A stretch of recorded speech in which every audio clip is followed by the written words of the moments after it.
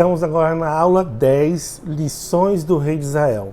Então nós vimos que o reino foi dividido entre o reino de Israel e o reino de Judá. Então vamos ver agora um pouco sobre os reis do reino de Israel, que são as 10 tribos do norte de todo o povo de Israel, né? Então a gente viu que depois que eles se separaram, Roboão se torna rei de Judá e Jeroboão se torna rei de Israel. Então, diante dessa dinastia, desses sucessores de Jeroboão, a gente vai ver diversas intrigas, diversos problemas, um passando a perna no outro, um matando o outro para poder assumir o reinado. Então nós temos aqui a dinastia de Onri, né? Então o sucessor de Jeroboão foi Nebate, né? O seu filho, né, Nebate. Depois de Nebate foi Nadab. Mas Baasa, da tribo de Issacar, matou Nadab, quer dizer, Baasa matou Nadab e assumiu o trono no lugar de Nadab, né? Então, depois de Baasa, Elá assume o trono de Israel e o seu filho, ele foi morto 2 anos depois que assumiu o trono. Elá é morto por Zinri, né? E depois disso vem uma outra conspiração. Onri mata Zinri, então Onri assume essa dinastia, começa a dinastia dele no reino de Israel. Então nós vemos aí que só no início, no período do reinado de Israel, olha o tanto de rei, nós temos Jeroboão, Nebate, Nadab, Baasa, Elá, Zinri. Então são 6 reis vítimas de conspirações, vítimas de assassinato, de intrigas, até que Onri então assume o reinado de Israel e constrói uma cidade fortificada em Samaria, né? E ali depois ele constrói a capital do reino de Israel na cidade de Samaria. Lembrando que no reino de Judá, no reino do sul, a capital é Jerusalém, e agora então Samaria se torna a capital do reino de Israel, que é o reino do norte, né? Olha só o que diz aqui em 1 Reis 16, 25. Onri pecou contra o Senhor Deus mais do que todos aqueles que haviam sido reis antes dele. Como Jeroboão havia feito antes dele, Onri fez com que o Senhor, o Deus de Israel, ficasse irado por causa dos seus pecados e por fazer o povo de Israel adorar ídolos. Então, um detalhe muito importante sobre o reino de Israel e sobre os seus reis é que em Israel, nesse período do reino dividido, não teve nenhum rei bom, nenhum rei prestou. Nenhum rei se voltou para Deus, nenhum rei honrou a Deus. Todos foram pessoas rebeldes ao Senhor, adorando ídolos, né, cometendo prostituição espiritual. Nenhum deles honrou a Deus, né? Então, depois de Onri, nós temos o seu sucessor foi Acabe, né? Então, Onri assume o reinado, certo? Matando Zinri, assume o reinado, e o seu filho Acabe assume o trono de Israel. Você vai lembrar de Acabe, porque Acabe é aquele rei que se casa com Jezabel, que é uma princesa fenícia de Sidom. Jezabel, né, que vai ser falado até no Novo Testamento sobre ela. Então Acabe, o filho de Onri, foi o pior rei de Israel, de todos que passaram pelo reinado de Israel. Acabe foi o pior deles, né? Ele se corrompeu de um jeito tão grande, Acabe, que ele é como se Deus, no período do seu reinado, fosse um Deus estrangeiro. Foi tanta idolatria que Acabe instituiu ali em Israel, em Samaria, foi tanta idolatria, foi trazendo tantos deuses estrangeiros por causa de sua esposa Jezabel, que o próprio Deus Yahvé se tornou como se fosse um Deus estrangeiro na própria terra dele, né?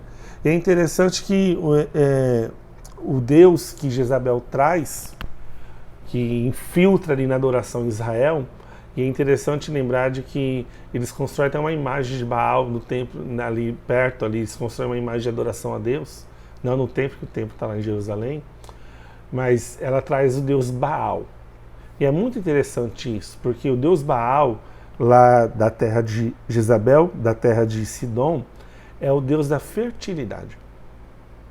Baal era o deus responsável, né, segundo a cultura fenícia, de trazer a fertilidade. Então ele era responsável por dar boa colheita, trazer chuva, estabelecer as estações do ano, né? É como se fosse aqui, não tem aqui na nossa cultura o índio dançar para a chuva cair? Era mais ou menos isso que as pessoas faziam em relação a Baal. Eles oravam a Baal, idolatravam a Baal, davam sacrifício a Baal para que Baal desse chuva para eles. É interessante que aqui nessa história de Acabe e Jezabel entra um personagem que todo mundo conhece. E uma das passagens mais importantes do Velho Testamento, que é o profeta Elias. Então Elias, ele chega diante desse rei Acabe, que agora está adorando Baal por causa de sua esposa Jezabel, fala assim: olha, segundo a minha palavra, não vai chover. E durante mais de 3 anos não chove sobre a terra de Israel, porque o profeta Elias falou assim: não vai chover.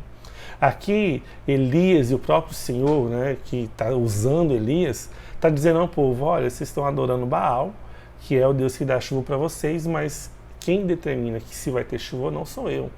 E segundo a minha palavra, não terá chuva. Ali é Deus mostrando que quem tem autoridade, quem tem o controle, o domínio sobre todas as coisas é o Senhor Yahvé, o Deus Todo-Poderoso, Jeová Shabaó, o Deus do Senhor dos Exércitos, né? E ali ele ataca, né? Assim como lá no Egito, Moisés, usado por Deus, vem trazer as 10 pragas, atacando cada praga, atacando um deus egípcio. Aqui nós vemos então o próprio Elias, profeta do Senhor, atacando Baal. Assim, ó, se esse aí é o Deus que vai dar chuva para vocês, então não vai chover. Vamos ver se esse Deus é de verdade, né? É uma forma de Deus falar assim: olha, eu sou de verdade, mas esse Deus aí não é de verdade, né? Então, apesar dessa alta idolatria de Acabe, o reinado de Acabe, ele foi um reinado longo, né? E de várias vitórias militares e prosperidade. Prosperidade mesmo. Ele talvez não tivesse prosperidade espiritual, mas numa visão socioeconômica, política, Acabe teve um reino próspero, um reinado que duradouro e próspero. Nem tanto por ele, mas talvez pela sua esposa Jezabel, que era uma grande líder, né? E eu acho interessante isso, porque nós temos uma mania, uma crença, uma cultura religiosa de achar de que se a pessoa não serve a Deus, a pessoa nunca será capaz de prosperar ou de crescer na vida. Amados, prosperidade, bem-estar não tem a ver com nós adorarmos a Deus. Tem pessoas hoje em dia que são ímpias, são pessoas que não buscam o Senhor, que não adoram o Senhor, que não são fiéis ao Senhor, mas têm inteligência, têm raciocínio. Talvez eles não possam ter paz interior, mas às vezes aos nossos olhos tem uma boa casa, tem um bom carro, tem um bom trabalho, é próspero financeiramente, politicamente falando, mas o interior está corrompido. É muito interessante a gente observar isso, porque nas histórias dos reis de Israel e de Judá, a gente vai ver reis se servir ao Senhor, que tiveram um reinado tão curto, e outros que não serviram a Deus e tiveram um reinado tão longo e próspero, porque isso não está tão ligado à nossa devoção a Deus. A nossa fidelidade a Deus está em cumprir o propósito de Deus para a nossa vida. Cada um tem o seu propósito, não é verdade? Então depois disso, depois do reinado de Acabe, ele é morto. Você já deve conhecer a história, né? O profeta volta, Elias volta, profetiza ali no monte, mata aqueles profetas de Baal. Não vamos explicar aqui a história do profeta, que o foco é a história do rei. Então Acabe morre, né? E em seu lugar assume Acasias, né? Só que Acasias não teve uma boa história como o pai dele, não, no sentido de prosperidade aqui na terra, né? Reinou apenas 2 anos e não teve filhos. Ele caiu do terraço. Depois de 2 anos ele caiu do terraço onde ele estava e mandou consultar deuses estranhos, né? E Elias mandou uma palavra para ele. Olha só que está lá em 2 Reis, né? Ele cai do terraço, vai consultar deuses estranhos, mas Elias mandou falar que ele ia morrer de qualquer jeito, né? E aí então assume o seu irmão Jorão, Jeorão, né? E aqui diz em 2 Reis 3:2, diz assim: ele pecou contra Deus, o Senhor, porém não foi como seu pai ou sua mãe Jezabel. Jorão derrubou a coluna do deus Baal que seu pai havia mandado levantar. No entanto, como o rei Jeroboão, filho de Nebate, havia feito antes dele, Jorão levou o povo de Israel a cometer os mesmos pecados sem parar. Então, Jeorão, filho de Acabe, irmão de Acasias, assume o trono e, por mais que ele tenha destruído a idolatria Baal, ainda mesmo assim fez os filhos de Israel se corromperem, adorando outros deuses que, por mais que não fosse Baal, mas também não era Deus, né? Então, através dos seus profetas, Yahvé ordenou por seus profetas que Jeú, filho de Josafá, filho de Ninsi, se rebelasse contra Jeorão. Então, assim, nós temos então Acabe casa com Jezabel, eles morrem, então Acasias assume o trono. Acasias, depois de 2 anos, cai no terraço, o profeta fala que ele vai morrer, ele morre, o seu irmão, Jeorão, assume. Mas aí nós lembramos que, né, se você for ler só de Elias, Deus ordenou que era para ungir Jeú como rei de Israel. Então nós vemos que há uma diretiva de Deus tirando o poder de Jeorão e colocando em Jeú. Então Jeú, né, se revolta contra Jeorão e assume o trono. Jeú é filho de Josafá, filho de Ninsi. Então aqui encerra-se então a dinastia de Onri. Então Onri nós temos Onri, Acabe, Acasias e Jeorão. São 4 os reis dessa dinastia, né? E depois disso, Jeú mata Jeorão e assume o trono em Israel. Então começa a dinastia de Jeú, né? E Jeú começou bem, né? Obedecendo a Deus, fazendo o que Deus tinha mandado fazer, acabou com a dinastia de Onri e Acabe, que era uma das ordenanças que Deus tinha dado para Jeú, mas Jeú não teve cuidado de andar de todo o seu coração na lei do Senhor. Embora no começo ele obedeceu parcialmente. Uma coisa que nós já aprendemos aqui no nosso curso da Viva é de que obediência parcial ainda é desobediência, não é verdade? Então, olha só aqui de 2 Reis 10. Mas Jeú não teve cuidado de andar de todo o seu coração na lei do Senhor, Deus de Israel, e nem se apartou dos pecados de Jeroboão, né? Nenhum rei, né, na história de Israel se apartou dos pecados de Jeroboão. Qual foi o pecado de Jeroboão? É impedir as pessoas de adorarem Yahvé. O principal pecado dele foi assim: ó, vocês vão adorar aqui, colocou imagens de escultura ali falando que era Deus e corrompeu a adoração do povo de Israel, nas 10 tribos. Então depois que Jeú morre, Jeoacás assume o seu trono e reinou por 17 anos. Depois de Jeoacás vem Jeoás, né, que reinou por 16 anos. E Joás é conhecido como o rei que lamentou, né, foi lamentar a morte do profeta Eliseu. Eliseu estava morrendo, né, e ali Jeoás foi ali lamentar, chorar pela morte do profeta Eliseu, né. E depois de Jeoás, ele guerreou contra os sírios, venceu, mas depois foi sucedido por Jeroboão II, né, filho de Jeoacás, não, filho de Jeoás, mas não é filho de Jeroboão. Mas como ele recebeu o mesmo nome, então ele é colocado como Jeroboão II, para que não haja uma confusão aí de Jeroboões no reino.